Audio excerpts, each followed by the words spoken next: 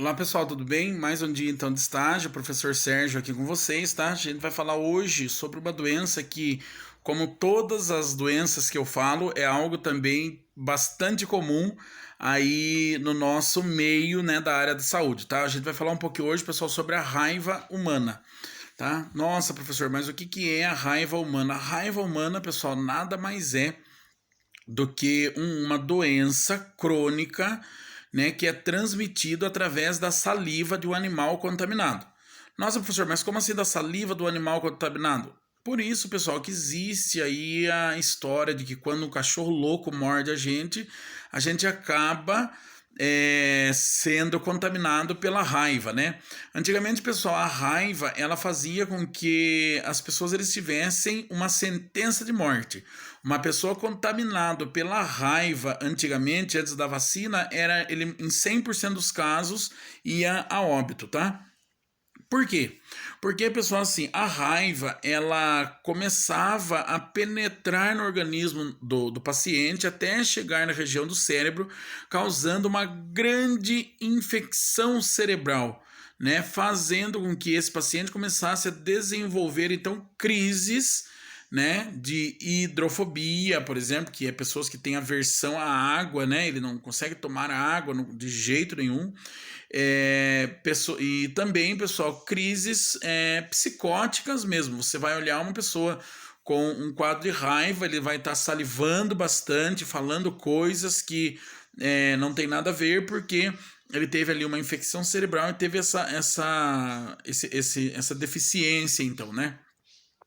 Pessoal, mas por que a gente vai falar hoje um pouquinho sobre a raiva humana? Em primeiro lugar, a transmissão dela então é feita através do contato com a saliva, mas não o contato assim, o cachorro veio e lambeu minha perna e eu peguei raiva. Não, o cachorro contaminado. A raiva, pessoal, na verdade, ela só vai ser transmitida para esse paciente através da inoculação do vírus que se encontra na saliva daquele animal. Não só do cachorro, mas qualquer outro animal contaminado, tá? Um exemplo, mas o exemplo mais clássico é a transmissão pelo contato com o cachorro ou então pelo contato com o morcego, né? Que é assim o que mais tem acontecido aí, tá bom?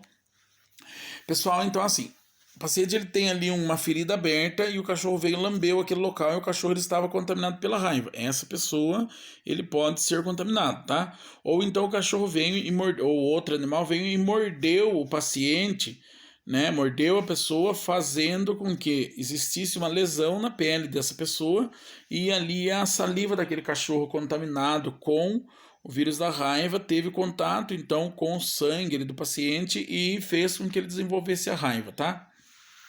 Os sintomas, pessoal, da raiva é a salivação excessiva na pessoa, né? E outra coisa que acontece também na raiva, que é uma coisa que a gente precisa saber sobre os modos de transmissão dela, né? A transmissão então é feita dessa maneira. Existem alguns casos remotos de pessoas que tiveram contaminação da raiva entre humano para humano. Porém, essa contaminação não se deu através de mordida nem nada. Essa contaminação ela se deu através do transplante de órgãos, né? Mais comumente no transplante de córneas, né? De uma pessoa que estava contaminada com a raiva, foi feito o transplante de córnea para outra pessoa, trazendo então a contaminação de um para outro, tá bom? A contaminação, pessoal, por via respiratória da raiva foi visto em alguns poucos casos em pessoas que entram dentro de cavernas ou em tumbas, né, que eles dizem, teve a maldição da múmia, que a pessoa teve problema depois, ele perdeu a mente, ficou louco porque encontrou lá a múmia, que não sei o que. Nada mais é, pessoal, do que o contágio também pela raiva. Por quê? A pessoa, quando ele teve o contato ali, né, aqueles locais fechados onde estavam aquelas múmias guardadas, ou então as cavernas ali, ela teve contato com morcegos, né? E os morcegos estavam contaminados com a raiva, né? E como eles estavam numa grande população naquele local, fez com que existisse uma grande circulação ali, né? Do vírus ali da raiva naquele local e a pessoa acabou se contaminando, tá? Contaminação, então, pessoal, ela também pode se dar de forma respiratória, né? em casos assim raros, mas dessa maneira, tá bom? Ela não é transmitida por via sexual, tá? Eles assim não descartam 100%, porém eles dizem que a raiva ela tem assim uma probabilidade muito remota de ser transmitida por via sexual ou então transmissão da mãe para o feto, tá? Diz que assim é uma coisa muito difícil de chegar a acontecer, tá bom? Mas, pessoal, agora já falamos um pouquinho sobre a raiva, sobre o que é, né? Quais os sinais e sintomas que a pessoa pode aparecer. A pessoa também, pessoal, tem uma rigidez, viu, dos seus músculos, né? Ele vai começar a ter movimentos involuntários, né? Devido aí a essa patologia, tá? É uma patologia aguda, não crônica, tá? Ela aparece de repente após o paciente ter contato. Mas o que nós precisamos saber? Nós precisamos saber sobre vacinas e as orientações de enfermagem quanto a possíveis causas de raiva. Em primeiro lugar, pessoal, que a raiva ela é uma doença de notificação compulsória. Ah, o que é, professor? Uma doença de notificação compulsória. Doença, pessoal, de notificação compulsória é uma doença que deve ser comunicado à vigilância sanitária imediatamente quando existiu ali a confirmação do caso ou então da suspeita do caso. Tá bom? Então deve ser informado, tá? Compulsoriamente. O que significa compulsório? Mesmo que a pessoa não queira, né? Tem que ser informado obrigatoriamente, né? Ou seja, traduzindo compulsoriamente é obrigatoriamente, né? Deve ser comunicado então aos órgãos responsáveis, tá? Pessoal, mas o que nós temos que saber? Nós temos que saber que se a gente estiver trabalhando numa instituição de saúde, chegar alguém que foi mordido por um cachorro, nós temos que pesquisar a história do acontecimento. Em primeiro lugar, saber o cachorro de quem que era, o animal, o gato, o que mordeu o senhor, a senhora, era de quem? Ah, não, era um cachorro meu. Mas como é que ele estava? Estava bem? Era um cachorro dócil?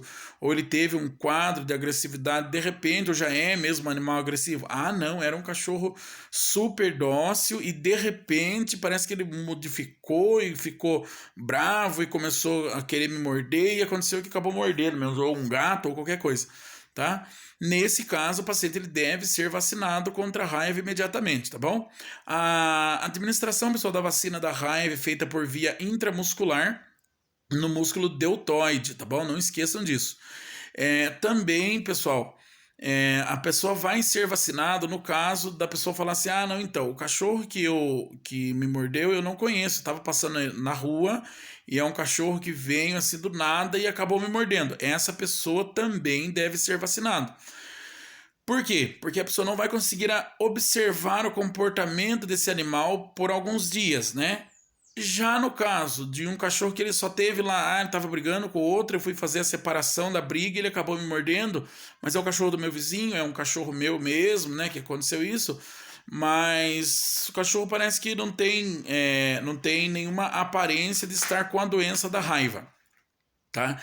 Esse cachorro, pessoal, ou animal, o gato, ou qualquer outro animal, ele deve ser observado por 10 dias, tá? Durante os 10 dias, se ele não apresentou nenhuma diferença no seu comportamento, opa, tranquilo, o paciente não precisa ser vacinado, né? A não ser que ele apresente alguma diferença, então assim o paciente vai ser vacinado, tá bom? Antigamente eles diziam que a vacina da raiva era feita, porque a pessoa teve raiva, a vacina tomava no umbigo, que não sei o que. As primeiras vacinas que eram feitas dessa maneira, e aí fica esse tabu nessa história, fazendo com que às vezes a pessoa ele possa ter medo de buscar um auxílio, tá bom? Pessoal, a doença da raiva é uma doença grave, se não tratada a tempo, que vai levar o paciente a óbito. Por isso, nós temos que prestar atenção nas orientações que nós devemos fazer a esse paciente, porque assim, o técnico de enfermagem, pessoal, é o que vai receber o paciente ali pro primeiro, né? Então assim, o técnico de enfermagem deve colher a história, perguntar sobre o cachorro, sobre o animal que acabou aí mordendo esse paciente, perguntar para ele como que aconteceu, né? E fazer essas orientações então. Tá? Se for um animal conhecido e observável por esses próximos 10 dias, né, não precisa ser vacinado desde que não tenha mudança no seu comportamento.